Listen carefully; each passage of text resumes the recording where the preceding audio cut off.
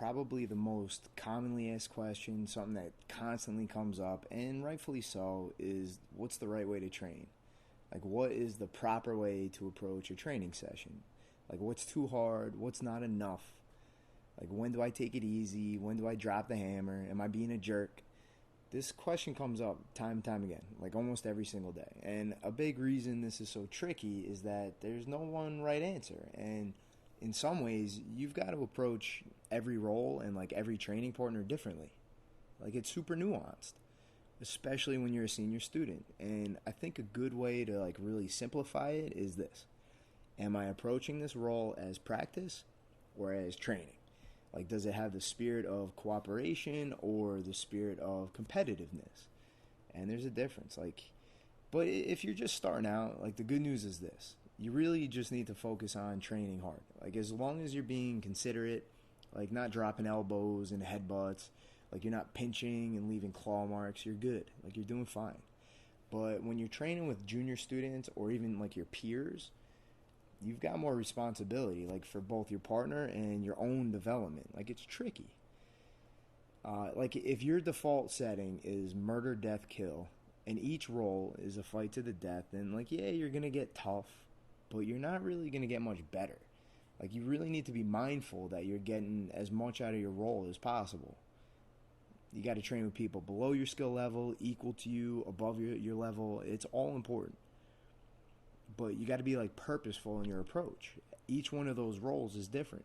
But I would say this, that like training with people below you, like maybe like 1 or 2 steps away from being in your peer group, that's where you should spend most of your mat time. Like, that's where you're going to get the most repetitions against a resisting opponent.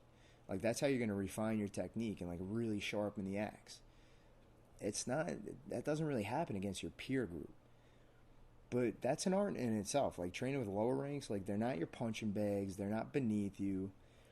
They're in your charge. Like, it should never be all A game all the time. But you don't want to baby them. Like, sometimes it's like you're working a new technique as many times as you can from as many setups as possible. Sometimes, like, you're just operating a step above their ability to make them work. Like, to see, like, how they're doing. Sometimes it's like, how many submissions and bad spots can you work your way out of? Like, how's your defense? And, you know, sometimes you're going to drop the hammer and, like, let them see, like, where they really stand, like, what they need to work on. Or let them know, like, you know, who you are and how far you've gone.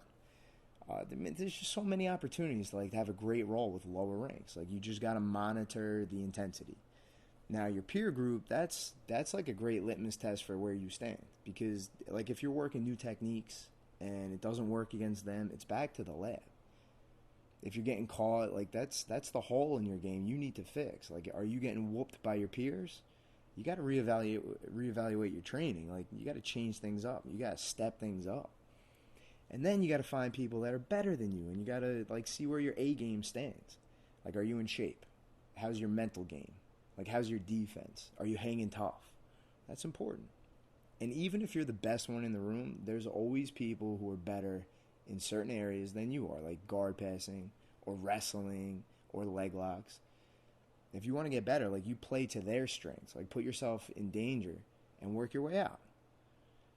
And, you know, of course, sometimes you just got to drop the hammer and, like, leave it all out there. Like, you'll know who's game. You'll know who's up for it. Slap hands and get after it.